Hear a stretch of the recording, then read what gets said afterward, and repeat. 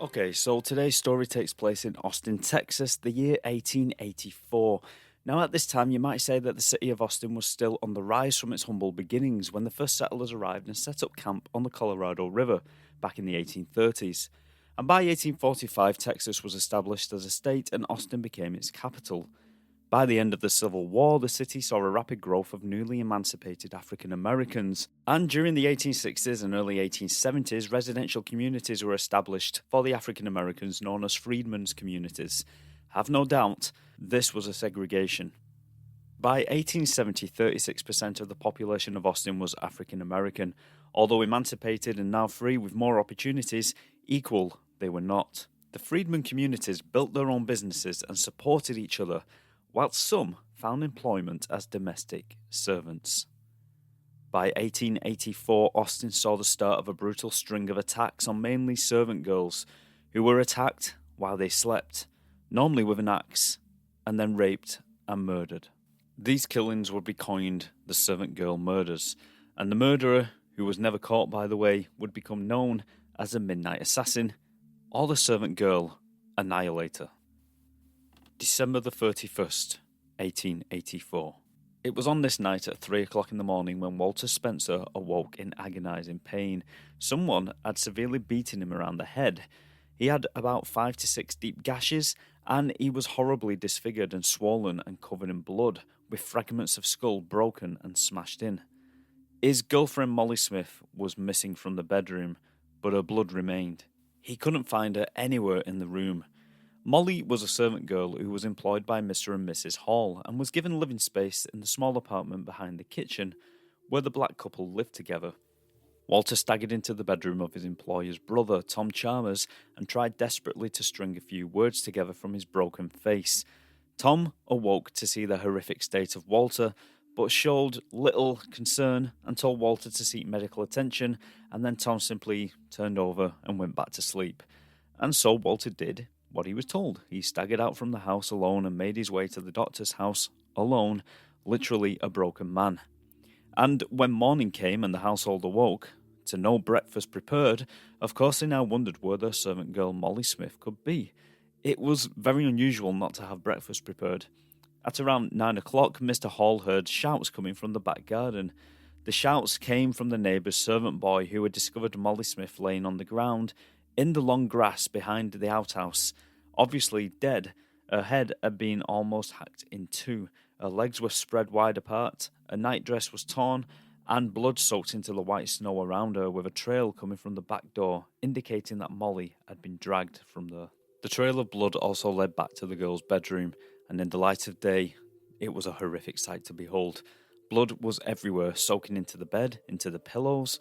Blood had splattered all over the walls and stained the wooden floors, and by the foot of the bed, the weapon used to commit this grisly murder, a blood-soaked axe. That did not belong to the Chalmers. The killer had brought it himself. It also looked as though Molly had put up quite a fight before she met her end.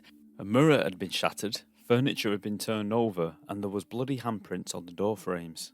It was believed that her injuries had been inflicted upon her while she was still inside the room, and then she was dragged outside and raped, and if she wasn't dead already at this point, she was then killed. There were very little clues to go on. There was no chance whatsoever of finding DNA evidence or fingerprints. No, back in 1884, they were not even a thing yet. But the killer did leave behind one clue, one very important clue. Footprints in the snow. The killer was barefooted with wide feet and a missing toe. Molly's employer, Mr. Hall, sent for Austin's Marshal, Groomsley. Marshal Groomsley had his work cut out for him, with only 12 men to uphold the law in Austin at the time. It also didn't help that Marshal Groomsley was not exactly fit for the job. Most of the time, himself and his men could be found visiting the saloons and local brothels during work hours, but it wasn't work that they had on their minds. There was also the possibility that Groomsley was a corrupt cop, and some of the people of Austin would have liked to see him stripped of his badge. Unfortunately, he was the son of a powerful politician, so it proved a little bit difficult. When the marshal arrived at the crime scene, bloodhounds were sent out to sniff for clues, but none were found, apart from the footprint left in the snow with the missing toe, a detail that the police would, for some reason, keep close to their chests.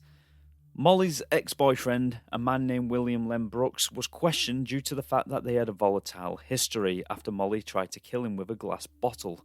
Also, William had become jealous when Molly met Walter Spencer and tried to fight Molly's new man, so understandably, the suspicion fell upon him. However, it turned out that the ex-boyfriend had been at a dance party 2 miles from the murder scene, and he had witnesses. However, all witnesses were black, and in the eyes of the marshal, these witnesses were questionable at best because of their skin colour. But the ex-boyfriend was eventually set free on the grounds of no evidence, and the killer's identity remained a mystery. Following Molly's murder, Austin had a surge of violent crimes against domestic servants. Servants' quarters were targeted night after night after night, and the attacks ranged from rocks thrown, physical violence, and rape. Sometimes the crimes were carried out by one man, sometimes 2 men, and sometimes a gang of men. On one particular night, there were 4 separate attacks. First, the gang of men tried to break into an apartment of a black woman. Luckily, the husband awoke and shot at them with a pistol through the door, causing them to run away. Elsewhere, a lone man tried to break into a room of 2 young servant girls, but they ran out screaming, and this alerted the neighbours. Elsewhere, a woman was assaulted by a few men but managed to fight them off, but the next woman was not so lucky, as she was beaten and raped by 2 men. The woman survived and actually managed to identify one of the men, an Abe Pearson, a mixed-race barber, and she claimed that he had actually darkened his own skin colour with lamp black to look darker, but she still recognised his voice. Like I said, this all happened in one single night. The attacks went on, and it seemed like black men were being targeted by the police. However, these attacks, although really awful, did not match Molly Smith's brutal murder. And yes, although most of the attacks happened to servant girls, it did also happen to German and Swedish women. And throughout all of this, it seemed like the police were utterly useless. And some newspaper articles actually started to suggest that the people of Austin should start forming their own vigilante groups, because the police clearly weren't doing anything about it. On May the 6th, 1885, another dead body was discovered which shared so many similarities with Molly Smith's murder. The Servant Girl Annihilator had returned. Eliza Shelley's dead body was found by her employer, Mrs. Johnson. Well, to be exact, it was Mrs. Johnson's young niece that found the body. Mrs. Johnson has sent her niece to investigate screaming coming from the servant girl's cabin behind the house. The young girl had made her way to the cabin, opened the door, and saw Eliza's dead body covered in blood, a nightdress left pulled over her waist. Over in the corner of the room was the source of the screaming. It was coming from the dead woman's 8-year-old son. And over on the bed, huddled together on the blood-soaked mattress, were the boy's younger brothers. Eliza was a mother of 3, and she had been killed with her children in the room. It would seem that the murderer had no problem killing with kids in the room, but luckily the children had not been harmed. Eliza had been hit so hard in the head that the blow of the object used to kill her had gone straight through her skull into her brain. The weapon had possibly been an axe, but no weapon was actually left behind this time. She also had wounds above her ear and between her eyes. The similarities between this murder and Molly Smith's murder was just too hard to ignore. They were both attacked while sleeping, and they were both raped, possibly after death. But this time, there was a witness, Eliza's 8-year-old son. The little boy claimed that he awoke in the middle of the night to find a man going through their family's belongings. In fear, the boy cried out, but the man told him to be quiet or he would kill him. The boy, of course, did as he was told. The man asked the boy where his mother kept her money, and when the boy told the man he didn't know, he pushed the 8-year-old boy into the corner of the room and threw a blanket over him, and then proceeded to go through the family's belongings, and the boy eventually fell back asleep. Although Marshal Lee suspected the killer could have used chloroform on the boy, as some have been reported stolen from a local dentist. Eventually, the boy would awake in the room that was full of blood, his mother's blood. The only details the boy could give on the man's appearance was that the man wore a bandana over his face, and there was also another set of footprints found. Once again, the bloodhounds were released, only to find nothing at all. As far as everyone was concerned, there was no reason for anyone to want to harm Eliza, let alone kill her or rob her. The police did arrest a black man who was spotted not far away from the scene purely because he was barefoot, but he was released. Also, a man named Ike Plummer was arrested, another black man may I add, after a man named Andrew Rogers claimed that he witnessed Plummer ask Eliza for some money the night she was murdered, and when she refused, Andrew Rogers apparently overheard Plummer mutter under his breath that he would see her again, and Rogers also claimed to have seen a handle of a hatchet hanging out of the man's pocket. If this all sounds a little convenient, it's probably because it was. No one really bought Rogers' story, and it seemed like Rogers may have had a personal vendetta against Plummer, and some believe that Marshall Lee Grooms may have set the whole thing up, just to have someone to arrest. You see, he was under a lot of scrutiny for failing to find the killer, and the city was under panic due to the rise of violent crimes, and fingers were being pointed and judgments passed. Maybe the Marshal felt he needed to show he was making progress in the case, so he set up Plummer to take the fall. Maybe. This is all speculation. Either way, Plummer was released, and the killer was still out there. On the night of the 23rd of May, a barefooted man in a ragged coat and hat entered the apartment of Irene Cross. He entered the first room where Irene's young nephew was sleeping, but the sound of the man walking through woke up the boy, and he started to scream. The man pulled out a knife and ordered the boy to be silent, and of course he obeyed. The man then proceeded to Irene's room, but she also awoke and started to scream. But Irene would not be silenced, so the man attacked, slicing Irene's arm so deep and long that the limb was almost split in two, as blood gushed from the artery. He then proceeded to slice Irene's forehead so violently it was as though he was trying to scalp her. But Irene continued to scream, and the man decided to flee the scene. Despite Irene's injuries, she somehow managed to make her way outside of the cabin, and by this time her employers had come to her aid and brought her into the main house. The family rang the police and a doctor, but it was a reporter who managed to get there first and did not hesitate to question Irene, who was losing a lot of blood at this point, so as you can imagine, she was in a state of shock. And so the reporter decided to get as much information out of the nephew as he could, as Irene bled to death. Once again, the hounds were released. Once again, more black men were arrested, and once again, they were released. Marshall Lee Grooms was convinced that it was an African American who was killing these women, and his reasoning was, and these were his own words, his reasoning was because no white man could possibly have any reason to murder black servant girls. Unbelievable. Many think that he was trying to run black people out of town, and it had gotten so bad that many black men had started to actually tie bags of herbs around their ankle to throw the dogs off their scent when they went on the hunt. Marshall Lee Grooms arrested many men on suspicion of these murders, but not enough evidence was ever found against them, and they were simply let go.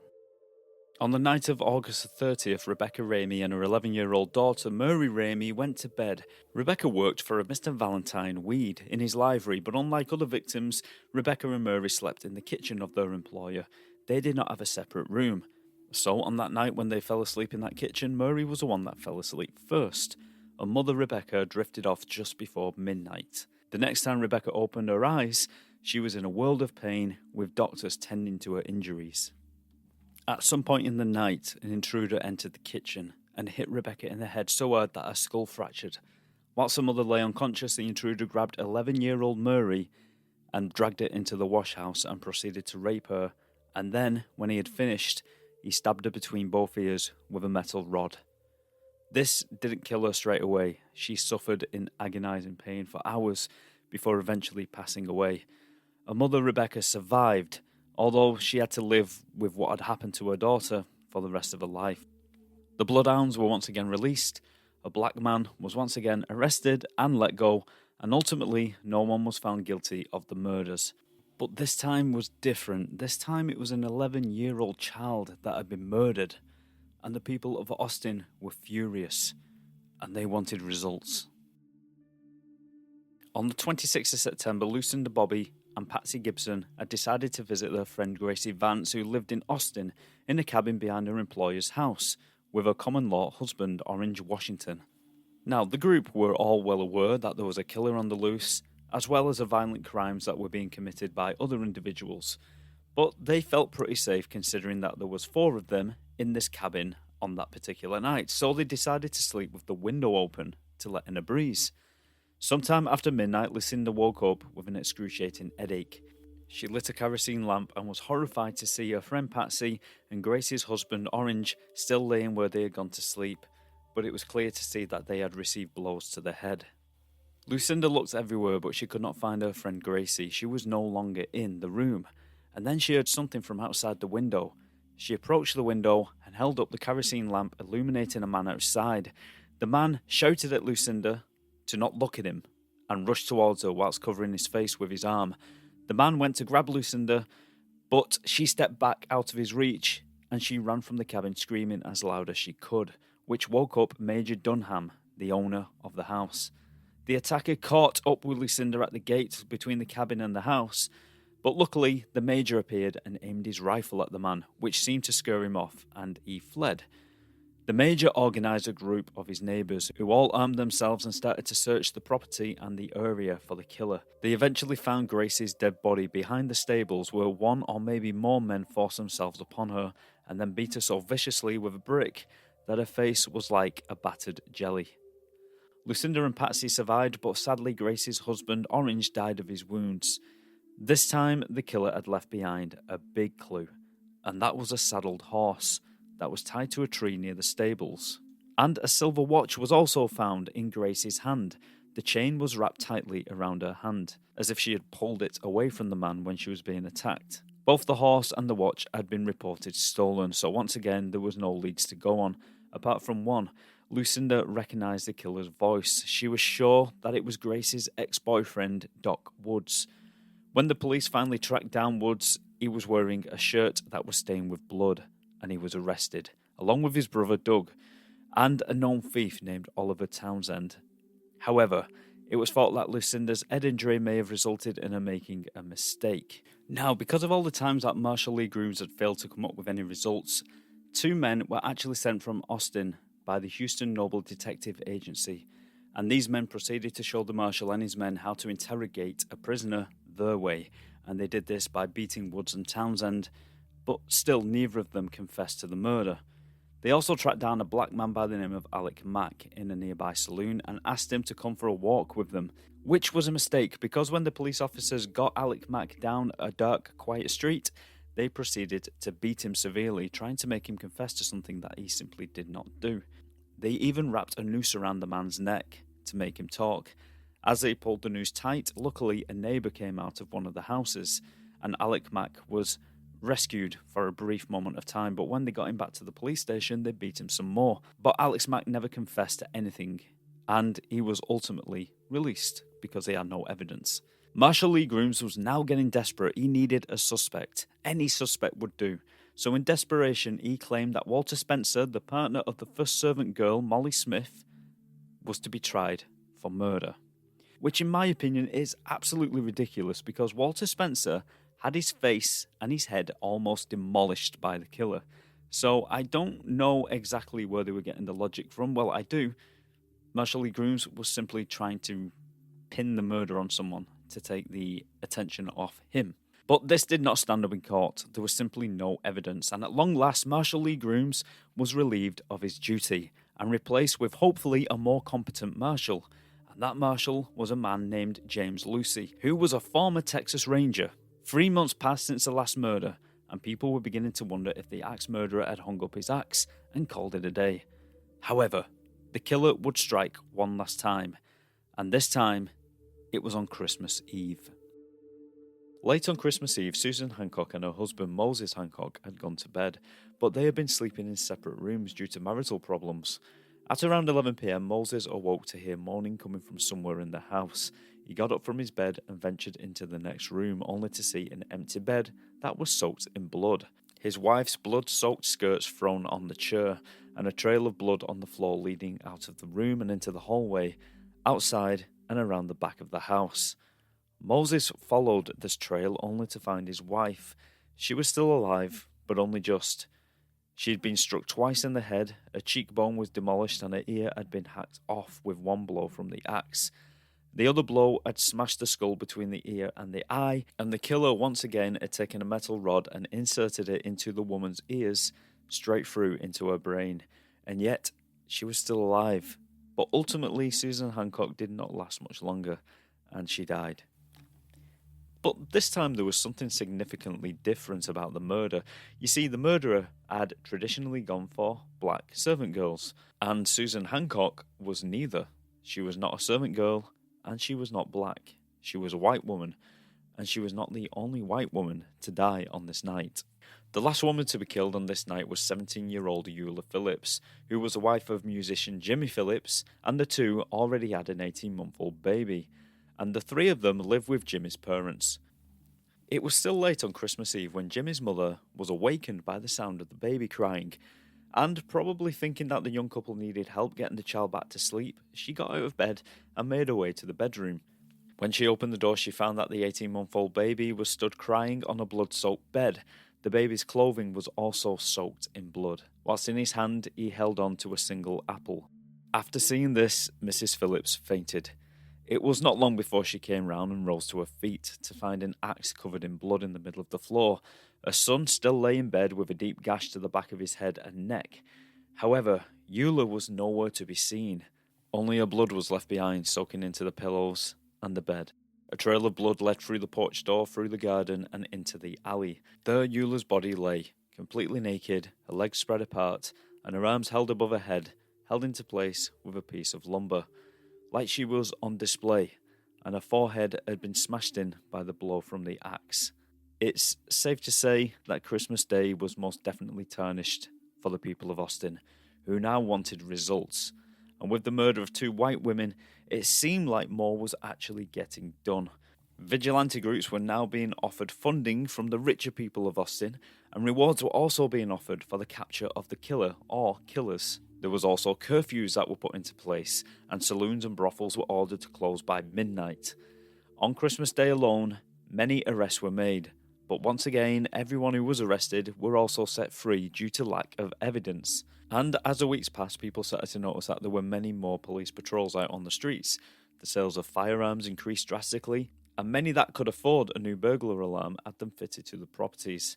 It really did seem like the murder of two white women was enough to get the ball rolling to try and find out who the murderer was, but still, no killer was ever found.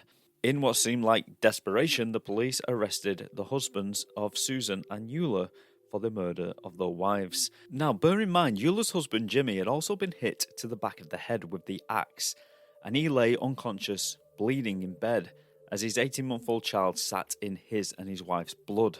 Now, in my opinion, to accuse the two husbands was most definitely an act of desperation from the police. They really, really needed results, and this was the best that they could come up with. During the trial of Jimmy Phillips, it was suggested that his wife was having an affair, and that was his motive for killing her. That he somehow killed her, but not before she managed to hit him on the back of the head with the axe. And yet he still managed to drag her body out through the garden and into the alleyway, and then return to his own bed. It just sounded too ridiculous. His foot was also compared to a bloody footprint left at the scene of the crime, and a sergeant also gave a statement insisting that the bloodhound sniffed the corpse of Eula and then ran directly back to Jimmy. Now, despite the fact that all of this evidence was a joke, to say the least, Jimmy was actually found guilty and sentenced to 7 years.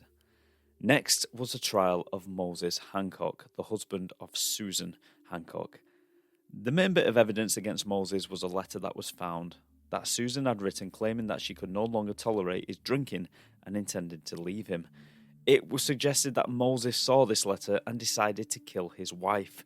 However, the daughter of Moses testified that her father had no knowledge of the letter, and with that, he was released. And it wasn't long after that Jimmy Phillips was also released due to lack of evidence. There was just no solid leads, apart from a footprint left by the murderer that seemed to be missing a toe. And to this day, nobody knows who committed these murders. But there was one other suspect. Well, two, but let's first talk about Nathan Elgin. On the 9th of February the 8th, whilst Jimmy and Moses were in custody, Nathan Elgin was in a saloon purchasing drink after drink after drink for himself and a girl named Julia. His intentions were clear. He wanted Julia to come home with him. However, when Julia refused his advances, Nathan started to beat on her right there in the busy saloon, and no one intervened. They simply allowed it to happen. Nathan then dragged Julia by her hair out of the saloon and 2 blocks away into his house, and there he carried on the beatings. The saloon manager had followed with a few customers and called for the police, but still no one tried to stop the man beating on the girl. Eventually, Officer John Bracken arrived and asked the crowd that had formed for help to subdue the man who was still beating on the girl inside the house. The saloon manager and a man off the street offered to help, and they entered the house. They tried in vain to restrain the man, who actually pulled out a knife and threatened them. The men backed off, but Officer Bracken tried to calm Nathan Elgin down, but Elgin pounced, knocking the officer back into the street, back into the crowd of people that had formed outside the house. And for some reason, someone in that crowd fired off a gun, and in a panic, Officer Bracken, who thought Elgin had shot at him, pulled his own pistol and shot Elgin. The bullet went into his spine and paralysed him, and a few days later, Elgin was dead. Now, it turns out that Nathan Elgin had a history of violence, being involved in gunfights and even sending threatening letters to the sheriff's office, threatening to kill him. Elgin was 19 years old, and he was a cook at a restaurant, and he also lived there. He also had a wife who was a servant girl and 2 children, and they lived in the home of her employer. But why was Elgin a suspect in the murders? Well, on his right foot, there was only 4 toes, just like the footprints left behind, a piece of evidence that the police had kept secret for some reason. But even this story cannot be trusted, because some believe it did not play out this way. Some believe the woman he dragged home was actually his wife, who had gotten drunk and was embarrassing him. Some also believe that Officer Bracken actually shot Elgin in the back, and a cover-up by the police was arranged. And then there's a possibility that Elgin's toe had been removed after death by corrupt police officers, and they did this to finally give the people of Austin closure. Regardless, there was no hard evidence that Elgin was a murderer, and there was no confession before his death, but the murders did stop after the death of Eula Phillips. And you could say that they stopped after the death of Elgin, but ultimately, to this day, no one knows who the Servant Girl Annihilator was. However, there is one other suspect. Some even theorise that the killer may have fled the country and continued killing in London in 1888 in Whitechapel. Yes, some believe that the Servant Girl Annihilator could have also been Jack the Ripper himself. Me, I'm not too convinced. The murders committed by the Servant Girl Annihilator and the murders committed by Jack the Ripper were just too different for me. And in my opinion, it just doesn't fit. The Servant Girl Annihilator was one of the first serial killers in American history. And like I said, to this day, the case still remains unsolved and the mystery remains.